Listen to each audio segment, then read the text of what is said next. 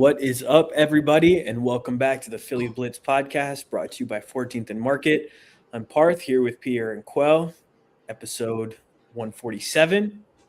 The big news today, thankfully, the Eagles waited until Thursday, didn't delay, didn't go any earlier because they knew the Philly Blitz was recording today.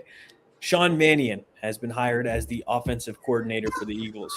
Now, obviously, that's an interesting name because, of course, even though they're listeners of the pod, the Eagles, they didn't choose any of the names that we discussed last week. Instead, they went with another name. And we talked about last week about, them casting a wide net. This is, what a wide net kind of brings you. So we'll get more into it in a second, but how are you guys doing? Brother, the Eagle has landed. Sean Mannion, I'm excited, man. I'm excited. I'm very, very excited. Rubber lubber dub dub. He means that. Rubber lubber dub dub to those who celebrate. It is I, the one and only Quell Fripp Owens. And I guess I have no choice but to be excited about the hire. We got a guy after a long, thorough search. I'm interested, to say the least.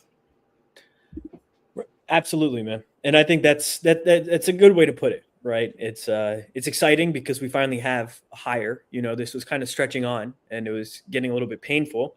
But it's interesting because, now I'll give a little bit of background. The guy's only been a coach for 2 years, right? He was a player. We're officially getting to that age where we're seeing coaches who we saw play. Now, obviously this is a little bit different of a situation because of his, the term I've heard used multiple times is meteoric rise that he's kind of made through the ranks. But he played in the league until 3 years ago, and then basically the story is he had an interview for I forget what team it was. Huh? The Bears. Yeah, you're right. Ben Johnson wanted him in the face with the Bears. And he went to. I don't think it was Ben Johnson. Oh no, it wasn't. It was before. It was before Ben Johnson. But he basically went to Matt LaFleur with his plan and was like, "Hey, can you help me with this? Kind of go over it with me," because he had played under him before and they had a pre-existing relationship. Matt LaFleur was so blown out of the water that he was like, come here, dude, and you can have the job here. And so then he came on as a offensive assistant in 2024, and then in 2025 he was the quarterbacks coach, and no play calling experience, right? And we had discussed that as a major thing we were looking for. So it's definitely something we should mention. You can't just ignore that because you're excited that we have a hire, but something else that we had talked about was bringing in outside influence, and we'll get into how much of that outside influence we potentially might see. But Mannion has played for or worked with Dave Canales, Tom Clements, Liam Cohen, Gary Kubiak, Clint Kubiak, Sean McVay, Kevin O'Connell, Kevin Stefanski, Zach Taylor, Grant Udinsky, and then Drew Petzing. Am I missing anybody? Who? Drew Petzing. So, a lot of names there, a lot of like the top names in football that we talk about, a lot of guys who, offensively, they scheme guys open, which is what we've been, kind of asking for. Now, scheme is one thing we'll discuss in a second because, there was the announcement that seems like it's going to be Sirianni's scheme, but Sean Mannion calling plays. But, I would hope that they broaden their horizons a little bit. And I personally expect that, especially with a guy like Mannion with that playing experience he has and the coaching experience, I think we're going to see a significantly more, play action centered offense where, they're going to use the run to set up the pass. And what we've been asking for is kind of let them play off of one another. So, to put a bow on things a little bit, I think I'm feeling positive about this, because the other finalist names, we had ranked most of them. There was Josh Broussard, there's Jim Bob Cooter, and we didn't talk about Johnson.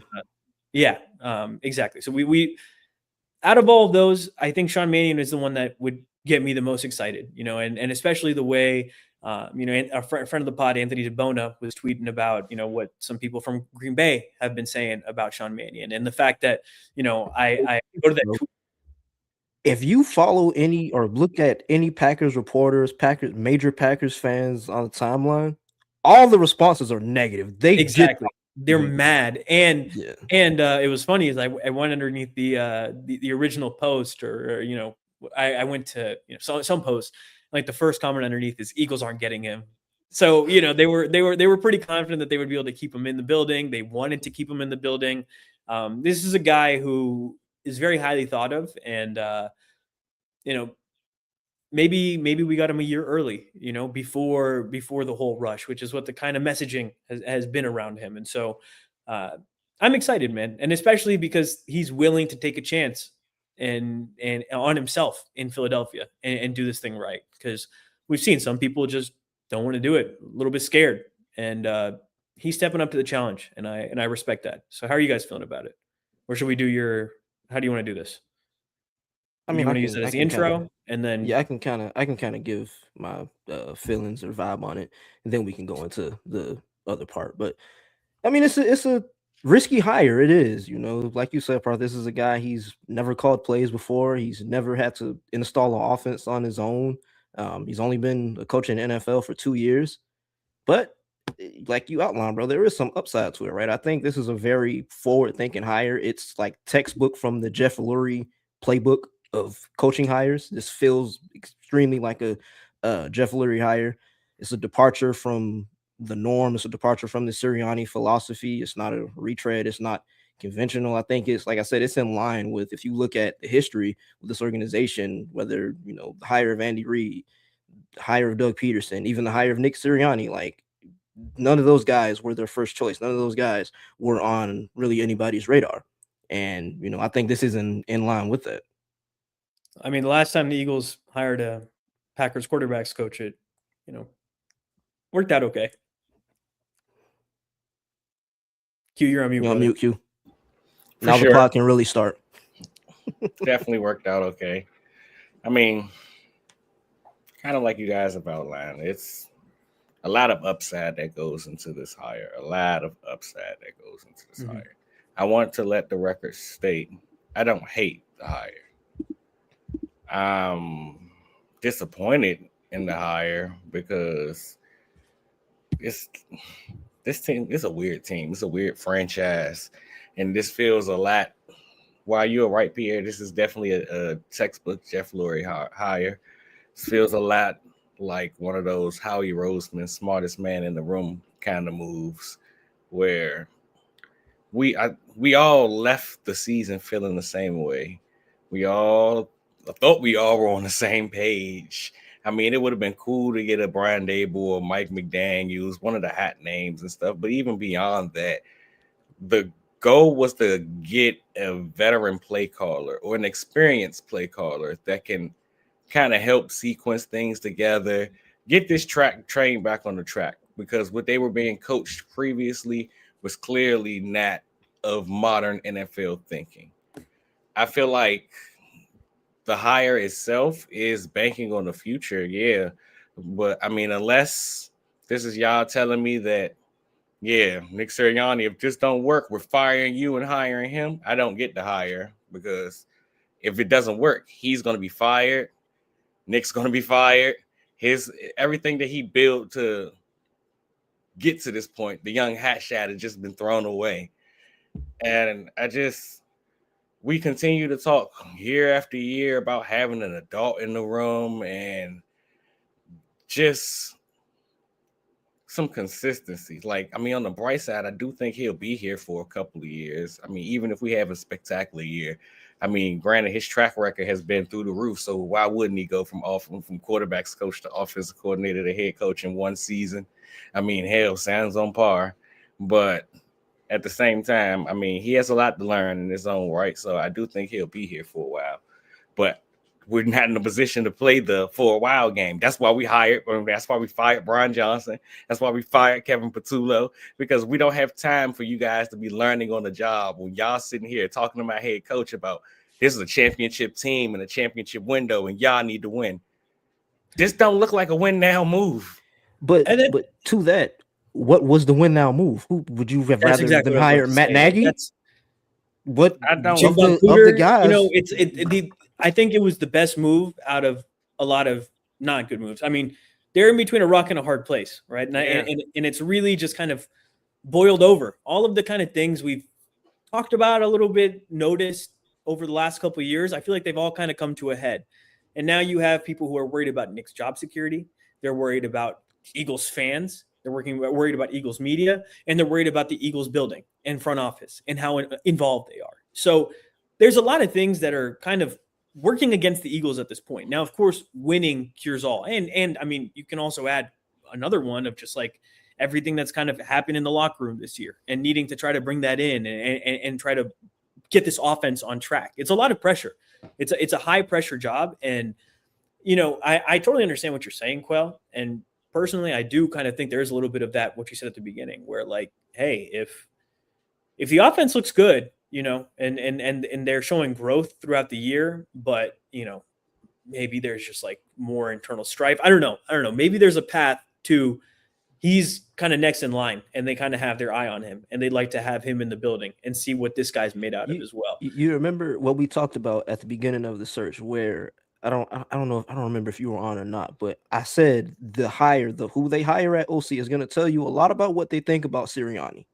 Like we're saying, if next season the offense, it looks good, but like you said, it's some internal strife or like they just don't get, you know, to the NFC Championship, Super Bowl, whatever.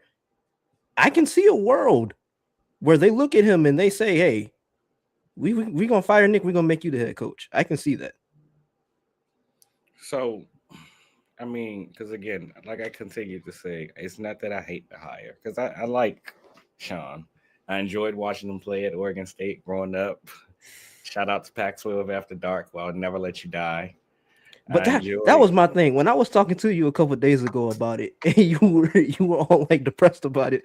I'm like, this man ripped through Pac-12 college football, man. I thought you would be all over it. I mean, yeah, that's what I was depressed about it, because I didn't see the window of success today. I see the window for success tomorrow. I see the future of the Philadelphia Eagles. I see them trying to join the Shanahan bandwagon wave, whether it's a play caller or an offensive coordinator or in a slow walk to head coach. I see the vision. From all that I've got the chance to learn about him and from the Packers guys that I've talked to about him, I'm excited to get him in the room with Jalen Hurts. This hire honestly reminds me a lot of 2016 when we drafted Carson Wentz and we brought in Doug Peterson and hired Frank Wright and John DeFilippo. We got a room full of quarterbacks. Exactly. Well, you got a former quarterback in the room, somebody that we talked a lot all year long about. Jalen needs somebody in the room he's going to respect, he's going to listen to, he can learn from. This is somebody that's been in your shoes, brother. He may have been a career backup, but you know, you've been in this league. It's not easy to play quarterback in this league, to stay in this league. This man had almost a decade career. Like, and even more to that point, this is a guy who's the son of a coach. You know, like you said, extra points, the son of a high school coach, just like Jalen. And you outlined it, Parth. He's played for so many different coaches. With that, just like Jalen comes having to learn different schemes, having to have different coaches in your ear calling plays. The relatability is there. I think, like you said, Q, you get the adult in the room. I think this is just a guy who Jalen can respect, as you guys are kind of outlining. You know, there was the whole Jeff McClain pod about, I mean, Jalen only mostly respecting Nick, and then which is surprising, very surprising. But then his, you know, MJ persona also kind of rubbing other people the wrong way. Like, but this when is you also listen to, I feel like I want to talk about that completely. A little bit. That stuff is overblown, bro. I don't, dude, you write it off every time because it's Jalen, but like, it's grating when a guy is always like, oh yeah, we're gonna win. Like, it's like, dude, can you just be normal for a second? And Jordan was known to be an asshole to his teammates. But that's what I was about to say. Like, I don't think Jalen's an asshole though. I don't think Jalen's as bad as Jordan. But when you're in this, dude, Kobe was like that too. So when you're a competitor like this, like, it rubs some people the wrong way. And so, like, yeah, you want a guy who's wired like that. That's the other side of it, though. But you gotta learn to just like take coin as well, where you look at it when you're Jalen, where this is really Jalen. This is who Jalen has been his entire life. This is the same kid that went to play under Nick Saban for that reason. He told you, I see a lot of similarities in us two. And then when you, for the people who know Jalen, like for AJ, for Smitty, those guys, it's probably ordinary for them. They know. I mean, it might get on their nerves a little bit, but they know. But for somebody who doesn't know Jalen, somebody who's new to the team, somebody who probably just watched from the outside looking in, I mean, they know your story, but they also know you're a Super Bowl MVP. You done gotten in the rooms next to Michael Jordan. You basically the poster child of Jordan Brand. And now you look like you're trying to embody the term they used on the in the podcast was facade. It looks like you're trying to embody what Michael Jordan was. Like, I'm the boss in the room. And it's like, nah, man, this been me. They called my dog Lil Jordan. Not Humphrey either. Humphrey, right? I was about to say. I've been saying this for a couple of years, where it's just like you, as a leader of the locker room, you have to lead by example in that way. And I think he has that part down, where it's like, hey, we're going to work, we're going to do these things. But you also got to, it's a part about growth, right? It's like, for me, it's the opposite, right? Like I know how to talk to everybody, but I got to learn how to rein it in and be a little bit more serious sometimes when it's somebody like that. And you see some of it, right? Like you see him joking around some and doing those types of things, but he's got to be a little bit more open and do those types of things. And I think this is all a part of growth, right? He's a quarterback. He's learning these things. Like it's not like he has the book and he's done this all before, right? It's different every year. Your role changes in the locker room every year. Now he's like a guy he's the franchise quarterback. He's been there, like you said, Super Bowl MVP. He's the face of this building as well. And so it's just important that you also work with everybody. Then again, people said similar things about Tom Brady. So it comes with the territory. So, but it's on you to just try to adjust it too, right? You got to know when to push and know when to pull back. There was also some interesting things said during that podcast about, like you kind of just said, Jalen and his relationship with Nick. I seen somebody put it on the timeline. I think it was John Barcher. Basically, they going down on this ship together. This is their ship, and we all sit here for all these months and years talking about how we thought they were on the same page. And then as you continue to listen to Jeff talk, well, I believe it was Jeff, or it might have been Mike, because it was him asking him about Mike's article. But when you continue to listen to him talk, it was basically, he felt as if Kellen Moore kind of tuned out Jalen Hurts at times when he's doing his tenure. And he had his holes to spill. And I mean, of course, this, like the entire article, sourceless, just kind of speculation, but him going off what he's collected from people he's talked to, not sources, just regular people, me talking to Pierre. But he feels like, not even just with Jalen, he didn't just tune Jalen out. He also tune Nick, like, I don't want to say tune Nick out, but it was kind of like, look, I'm not going to get too far in the middle of whatever you guys got going on. I'm just going to call plays and do what I got to do. Because I know when I get done calling my plays, I got a head coaching spot waiting for me. Mm-hmm. I ain't finna get too much in the middle of what y'all got going on. Mm-hmm. So for him, hearing him talk about that, and then to see from Jalen go from that, where he just explained to Kevin Patullo, where he's like, look, this guy, I don't know if this guy knows what he's talking about at all, man. Like, what are we doing? It kind of builds room from between what happened at the bye week last year, where him and Nick sat down all week together, try to figure it out, to everything that has accumulated up to this point. I can see why. So basically, Kevin was so stupid that he sent Jalen directly into Nick's arms. Yeah.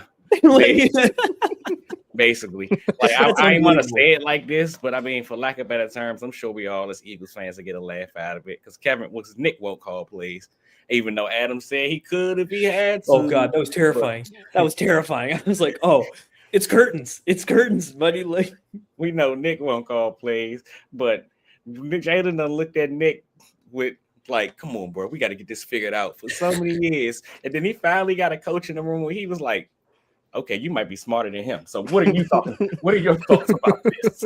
Because he's not producing anything towards this conversation. Oh my God.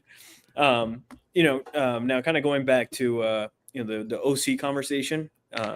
We're all stupid because he has called plays before. He has, and we're very unfair to not say it because he just called plays in the East West Shrine Bowl game. Oh my God! All right, put my listen. Mannion's quarterbacks 22 of 28, team rush for 142 yards. All right, and a victory. All right, I like it. Even coach the game, huh? Did he even coach the game?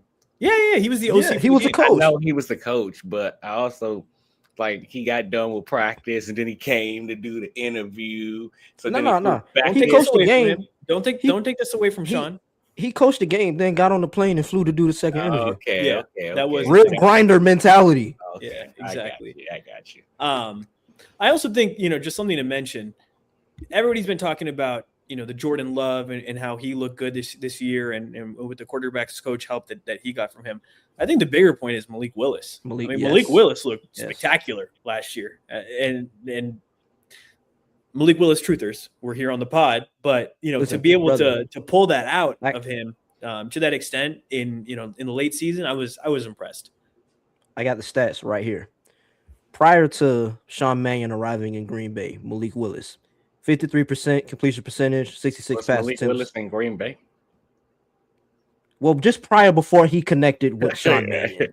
Let me cook, man. Let me cook, bro. Prior to connecting with Sean Mannion, 53% completion percentage on 66 pass attempts, 350 yards, 0 passing touchdowns, 3 interceptions, 5.3 yards per attempt, 49.4 passer rating. With Sean Mannion, 78.7 completion percentage on 89 attempts, 972 passing yards, 6 touchdowns, 0 interceptions, 10.9 yards per attempt, 134.6 passer rating. You tell me who had the impact. Listen, man, I'm excited, bro. The mic on your ass. I'm excited about the hire, dog. I really am, man. He just dropped the mic on you. How do you feel? He said he leaned back in his chair. He's like, "Yeah, you like dem apples." I'm just gonna say the same thing because him and I have had this conversation prior. We were texting about this actually, and I mean, it sucks because I don't want to take it there because, like you said a second ago, Malik Willis truthers here on the pod. But as you said it, I felt so guilty. I'm like, yeah, I'm a long-term Malik Willis truther, but I was just dunking on a guy in Pierre's inbox. So what am I supposed to say? So I can't be a liar now. I can't be a liar here. I love Malik. Matt LaFleur is a damn good play caller, man. Like, what are we doing here? A really freaking good play caller. Might be top 2 in the league, maybe 3. Agreed, but you need your quarterback's coach to teach you how to go through it, tell you where to go, how to play the play. Somebody got it. Somebody had to get them prepared to play during the week. And I mean, when you listen to those guys talk about them, all of them, they basically that's kind of what they were saying. Right? It was a lot easier to listen to him because he's held these playbooks before. He's been through the process that we all are going through. Mm-hmm. So it's a lot easier to want to intake the information that he's giving you. So, I mean, it's a lot to be excited about in the hire and the upside of the hire. But, I mean, I want us all not to forget where we began this at in the first place. Here we are, the week before Super Bowl. We didn't know what the future held for us. We just hoped that we could beat the Kansas City Chiefs, and we did. Celebrated, dunked on everybody's head like we deserved to. But then you have Jalen Hurts sitting same place he did that same interview where he talked about how him and AJ Brown are great spot. But he sat right there in the same spot right in front of his locker room, and he said, Kevin's never did this job before. Whereas his job is going to be asking for something completely different from him than what it was previously asked. And you can just change the words from Kevin Patullo to Sean Mannion right there. Like, I'm excited about everything he brings to the building as a teacher, as like be able to connect to the people. Quick point to make though, Quell. Kevin Patullo played quarterback and wide receiver. He had to split time, which means Jalen would never respect him because he wasn't a full-time quarterback. Hey, man. Let me ask you something else. Let me ask you something else, Q. Let me ask you something else, Q. Did Kevin Patullo play quarterback in the NFL? You're right. But does Kevin Patullo is Kevin Patullo was the reverse Ryan Tannehill at USF. Is Kevin Patullo second all time in Pac-12 passing yards? Oh my gosh. After dark. Who's number one? I forget his name. Some loser. It's not Mariota? No. It's some no-name dude. I just remember Mariota just never threw an interception. Luke. I remember that Falk. like in the draft. Hey man, chill. I was joking on him being a loser. No Luke Falk slander here. Oh man, what was Mannion's scout report? Pocket passer. Pocket passer. 6'6", 245. Rocket arm. I'm telling you. Prototype quarterback, baby. Prototype. Knows how to decipher a defense. Telling you. You're gonna teach Jalen the art of playing quarterback, man. Hey, but it's gonna be real, bro. It's gonna be like all that is real. That being said, that still don't translate to you calling plays, brother. No, I mean, look, you're totally right, and I mean, it's the debate we can have until the fall. That's what I was walking the dog, and I was just thinking about it. I was like, God damn it, dude! Now this is like we're gonna keep going back and forth on it because it's like it's the truth, and it's what we did. It's what we had to do last year, and it's completely valid. Quell, I just think this guy is so much better equipped for the role. Succeed. I agree. And I mean, how I heard it explained to me earlier is everybody got to start somewhere. Yep. Kyle Shanahan started somewhere. Yep. Sean McVay started somewhere. Everybody started somewhere. It's just about getting the opportunity. And I mean, he deserves an opportunity. To answer this, is it still Sirianni's playbook in 2026? I don't think they would have brought in someone 46% of it, yeah. I don't think they bring in someone who's a complete outsider who Sirianni has no connection to if they aren't going to let him bring his own offense. I think don't think that. He's never called plays, Pierre.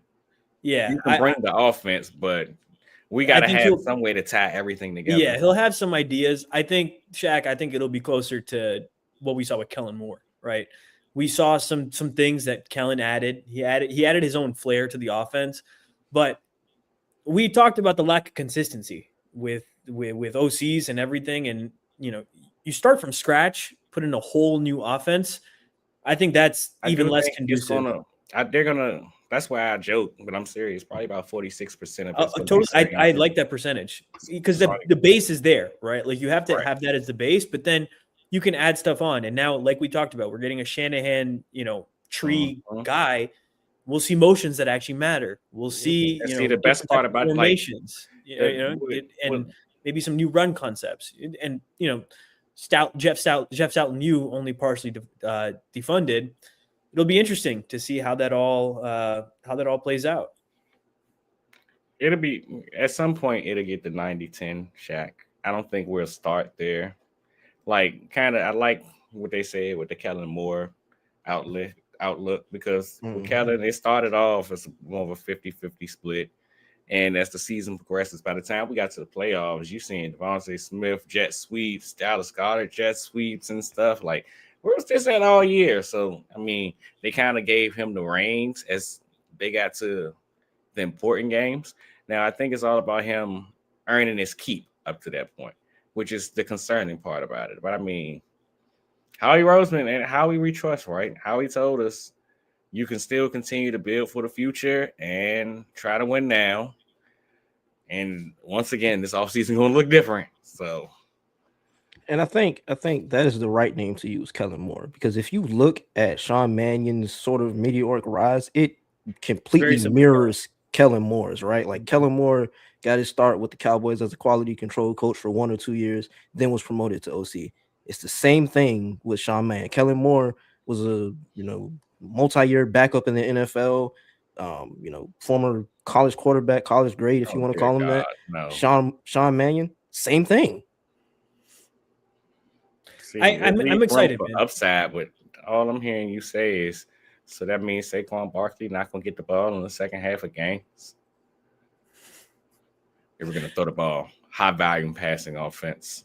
That's how they're going to bring AJ back. We're going to throw the ball, brother. We're going to have fun. We're going to spread them out. Baby. We're going to spread them out. We throwing the ball down the field, brother. Oh, sign me up. Oh my God. 5 wide. Money, don't use them. I don't know about all that, buddy. No, I'm excited, man. And Quell, I think you put it best. Everybody needs to start somewhere, right? And out of the options that we had, I think this is the best option. We talked about the wild card.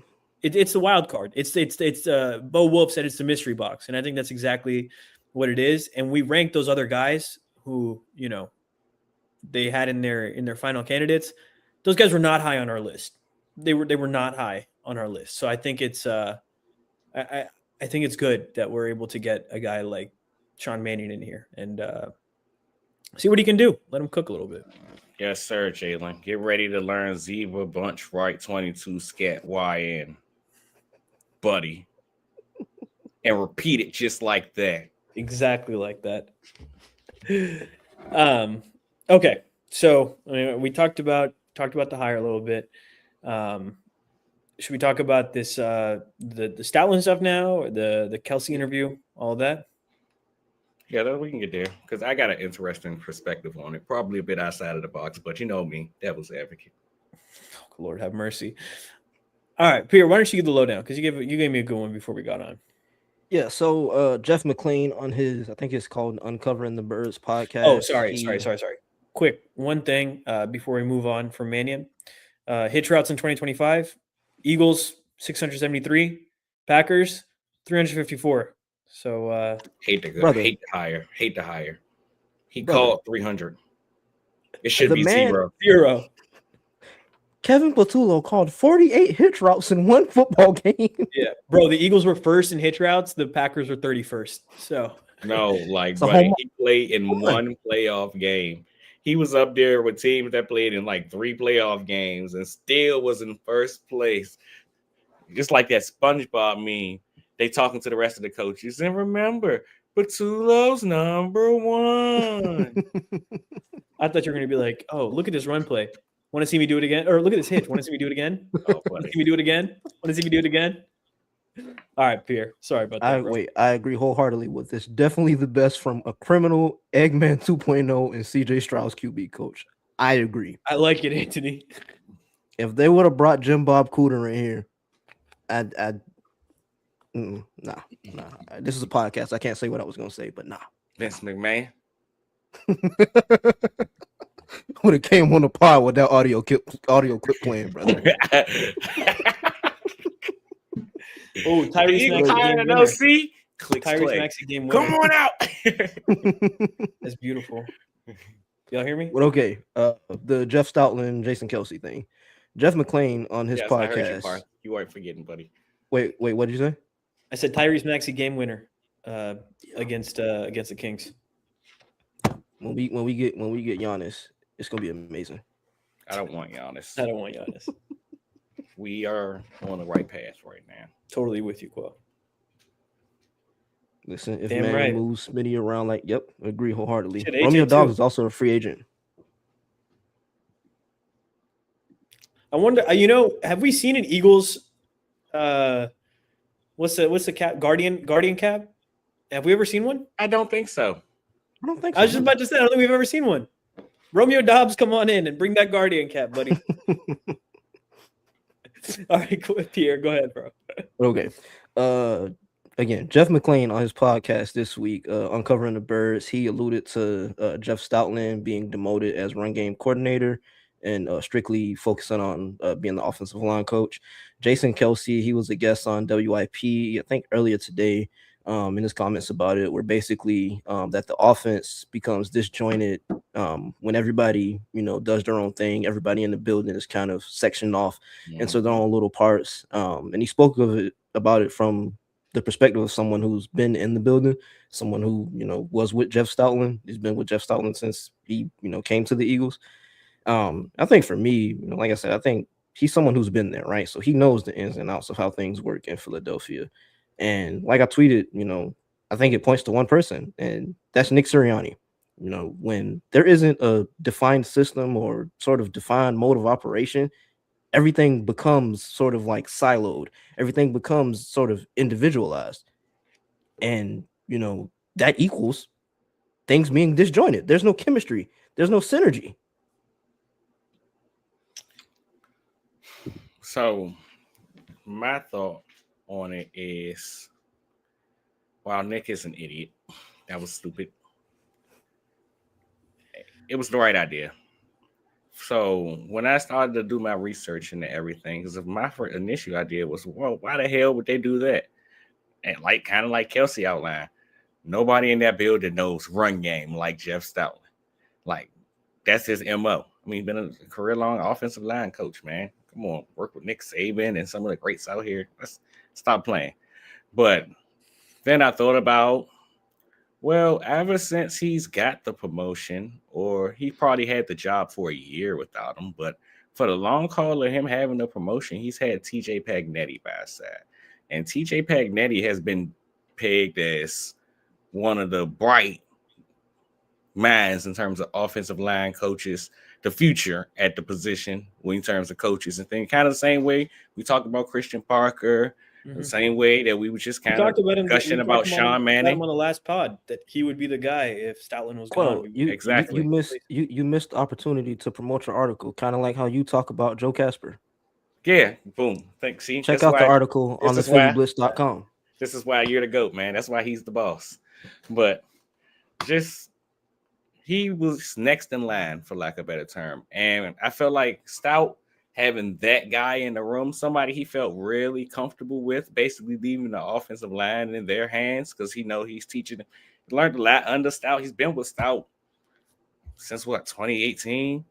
So he's learned a lot from him. Basically, it's like his son at this point. So he feels most comfortable with him, if anybody, guarding the line. And I can worry a lot on being a run game coordinator. But now TJ Pagnetti's in New Orleans with Kellen Moore, rightfully so. Got his own offensive line as the offensive line coach now. But I feel like Stout missed having that guy. And it was between the fact that the offensive line just wasn't healthy. We got to call a spade a spade. I mean, Kelsey also outlined that Landon Dickerson just couldn't move for the first 2 games. It's like, yeah, we know. I watched it. I watched it live. I seen it.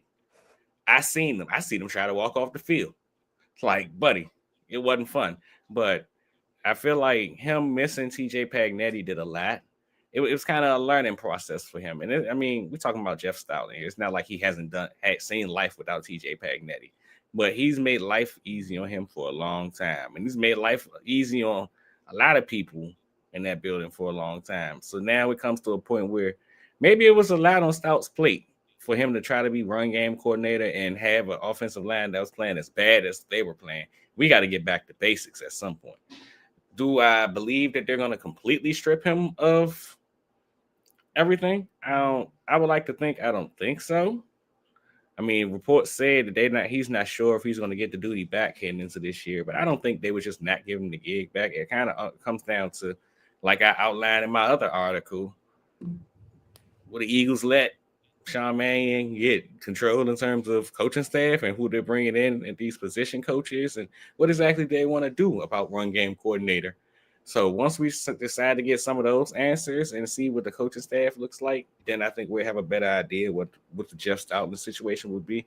But I think last year was just a bad situation for everybody. Worst case scenario. Agreed. I think let me just give my piece, because I think I'm in between you both, in that it was a tough year, right? Like there were so many things that stacked up, but the product on the field wasn't good. I don't understand Nick's decision there, right? But like Quell said, maybe it's because too much was on his plate. But knowing that that's kind of been your strong suit for the last decade before you were even there, and then you pulling that lever, pushing that button instead of anything else is surprising to me. Especially, maybe it's because he made that move that he refused to do anything about Patullo later in the year as well. It's just it's. It's another, exactly. It's another kind of feather in the hat of Nick making some decisions that just leave you scratching your head. And it's like, what are we really doing here? I think Stout will be here next year. I'm interested to see if the setup changes at all a little bit. And I know most teams have a passing game coordinator and run game coordinator. But I'm curious to see how much, they're going to just try to maybe simplify things. Because if last year they saw that all these cooks in the kitchen wasn't helping, and this is not the first time we've had this conversation, right? This is a recurring theme that we've had, because the Eagles do seem to value having different voices in the building, but a lot of times it leads to just not having an identity as an offense. And so my hope would be, and so maybe I'm just talking from my hope instead of what I think will happen, but my hope would be is that they let Mannion take on a little bit more of a forward role and be able to mold this offense. And then you let, Stoutland, help you in the run game, but it's got to be based on one vision, like, I don't know. And I know, like Quell said, it'll maybe change throughout the year. And I think that's probably what we'll see, but they got to just start narrowing down on what they want their identity to be, because it's like, it's every year we're asking what is this team's identity? And I get it. Different football teams have different identities, but you should have some truths, right, about who you are as a team. And we used to be, we're a physical run team, and then we'll take the top, we'll make you pay in the pass game as well. But I think that's been a little bit, it's a little too broad now, right? We capitalize on it. We won a Super Bowl, went to 2 Super Bowls, but it's an ever-changing league. And now you need to have some sort of identity as well that can be with you year by year, other than we're going to run it and then we're going to pass it, and we have good athletes, so we're going to just make it work. You have to be helping them out. And that's the thing with me. That's the thing with me with this hire, right? Like, because this is someone completely from the outside, like, to me, that has to mean this is somebody who's going to be able to establish his own identity, his own perspective for what he wants the offense to be. Like I don't think they would have hired someone who has no connection to Nick or any past history with Nick at all if they weren't going to let him, mold the offense into what he wants it to be. Yeah, but how the hell is he supposed to mold the offense into what he's? I'm trying to remember a specific. I can't remember who it was, but I think it might have been hell, I can't remember. But it was some coach. Basically, he went to a team, and he basically was the only person who understood what he wanted to do offensively. He's trying to teach everybody, and I mean, everybody's trying to learn, but they didn't do as well in their first year. And in his second year there, they took a big leap, because it's like, okay, everybody understands.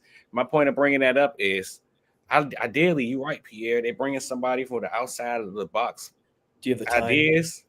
Yeah, to kind of slow change the offense. The problem with this, and it kind of goes back to the whole, he's been coaching for 2 years. It's kind of the same question you used to ask about Nick Sirianni. What connections does he have? I'm sure he has connections in terms of passing games, and he can find a pass game coordinator and a quarterback's coach and stuff. Sure. But offensive line coaches, running backs coaches, stuff like that, like, to build an entire staff and for you to be able to implement your scheme, you have to have guys in the building that understand what you want to do. If he's not implementing the staff, I find it hard pressed that it's going to be his scheme. You know what I think? You know what I think their solution for that is going to be? A lot of the Shanahan cast-offs, like a Frank Smith. I don't think Grizzard had a connection to the Shanahan tree, but Frank Smith is a name I come back to. Like, guys like that, they're going to bring in former Shanahan guys who know the system. And to the point about, these connections, what I've honestly learned a little bit recently is that a lot of times agents help with these. The reason I mentioned that is, the Gators hired John Summerall this year, kind of a newer coach, has G5 experience, but not a lot of, Power 5 experience. Phil Troutwine is, Gator great, and was like the O-line coach at Penn State for the last couple of years. It was through the agents. John Summerall and Phil Troutwine have the same agent, and Phil Troutwine had said before, like, hey, I really want to coach at Florida. And so the agent talked to John Summerall and was like, hey, if you need an O-line coach, I have a guy who would really want to come here. And so, there are those types of connections that are inside, that are kind of made like that. But from a coaching tree perspective, I also understand what you're saying, Quell, where it's like, you're a quarterback, and then, you come in, but who knows? Maybe he made good relationships with some of the coaches that he's been under, some of the offensive assistants. Yeah, I guess my biggest fear, right? Especially as a backup quarterback, right? You have a chance to really get in depth on the offense in that position. And it sounds like he's the type of guy who would do that. You know, he just enjoys the X's and O's of football, and he has since. There's a cool video out there about him in a press conference talking about how he used his playing career to prepare him for coaching, and the way he approached the game. So a lot of interesting stuff there. Probably network. I can see that. I can see that. Guess my only concern would be, I mean, we'll never know. I don't want to say we'll never, but I think that's probably a situation we find out closer to next year. Yeah. Than anything. But it's so low on the list of priorities right now. Like now, it's like, can you call a game? Like that's priority number one. Yeah. You think he can lure Tom Clements out of retirement and to come back and be the senior offensive advisor for a year? Tom, that man is damn near 80, dude. I'm about to say he's like 75. He's 72. Hey, how old is Vic? 67. 67, yeah. How old was Marty when they brought him in? I think that was 2020 with Doug. That's a good question, buddy. I seen somebody do a podcast. He was in his 50s. Like, he's 63 right now. Marty's 63. Some of these coaches, they seem like they're so old, and then you start looking at their age. It's like, oh, for real? You retired young, fella. I mean, that's a great one, Anthony. I do think that they might look into that. That would be sick because he coached under, or he played under Clint Kubiak too. And I think on the team he played under Clint Kubiak, Gary was a senior assistant. I was about to say, I think he played under Gary as well. That was mentioned in the Eagles article. So, good job, Parth. I didn't think nobody was gonna find that. I had all my notes from there and everything. That was a good article. Yeah, I mean, I was just like, they dropped that, then they turned around and dropped the 5 things to know about them. Yeah, I was like, ooh, a link within this article already. Y'all ready? Okay, Dave Spadaro working. Come on, man.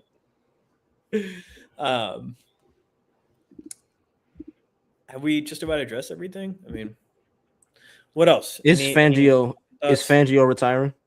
No. Oh my God! We said we didn't even want to discuss it, Pierre. What are you doing, man? What are you doing? No, we're not even talking about it. He needed the click. Pierre is a clickbait guy. Listen, bro. Right? Listen, dog. I put it in the description, so we have to discuss it.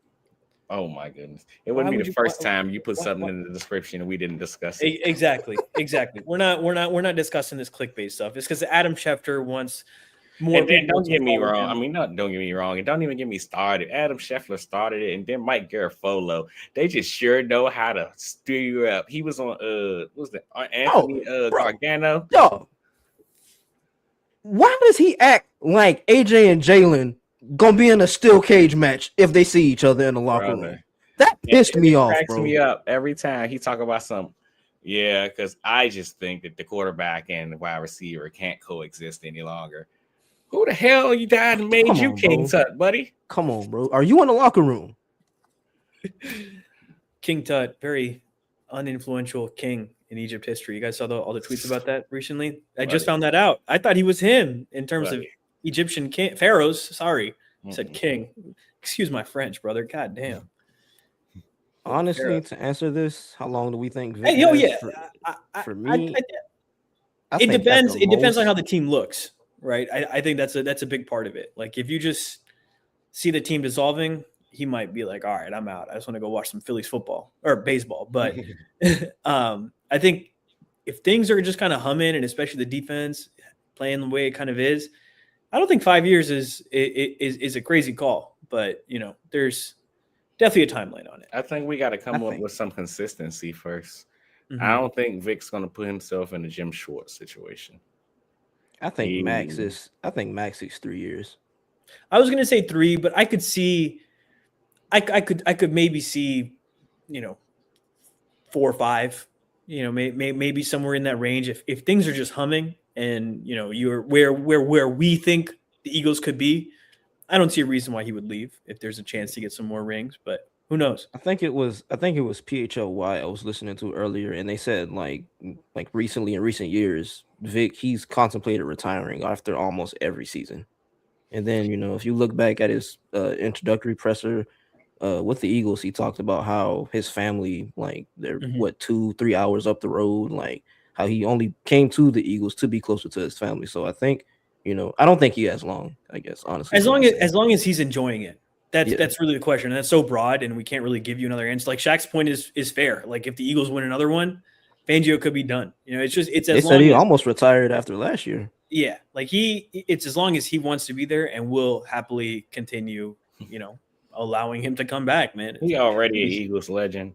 Exactly. He does nothing to continue to grow his lore. Exactly. If he would have retired after last year, I think I would have been content, man. It would have been so poetic too. Spoiling me at this point. It would have been so poetic. Vic, what?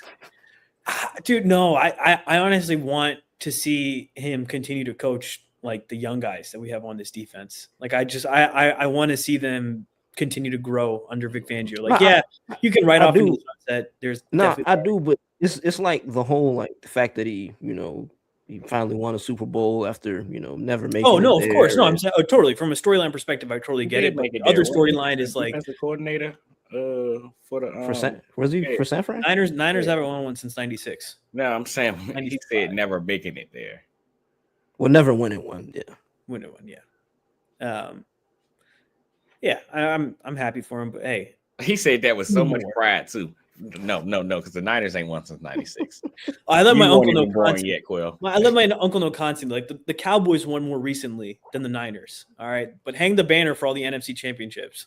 Losers. Jesus Christ. All right. Hey, wait, one more question. Does Mannion coach from the booth, or you think he's a sideline guy? Sideline. I think he's a booth guy. I think he's a booth guy. I think he wants to be able to talk to. I was gonna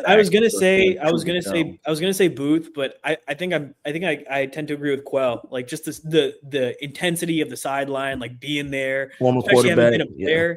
Like I think he'd want to be there. But on the other side, having been a player, maybe he's like, damn, like if I can get a better view. He probably do a game or two up there because he probably always wondered what it's like to be on the other end of giving the phone call from the top instead of being at the bottom, picking it up from the sideline, talking. Like, sideline, I've never been on one of these. Sideline. Yeah, seeing Christian Parker leave sucks, but click the link. Joe Casper. Okay. Joe Casper. Go to the website.